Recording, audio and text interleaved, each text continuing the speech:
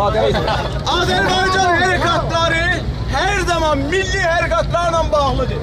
Bu harekatlar bizim isteğimiz, medeni isteklerimizdir. Medeni istekler nedir? Bir, dilimizdir.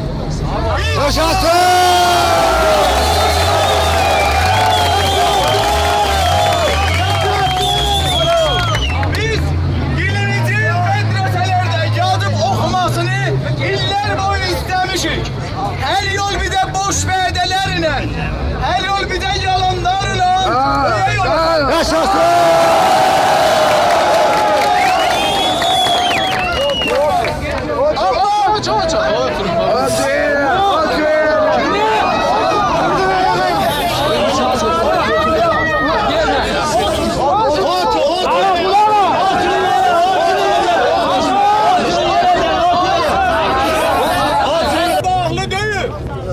Dil bizim bir isteğimizdir.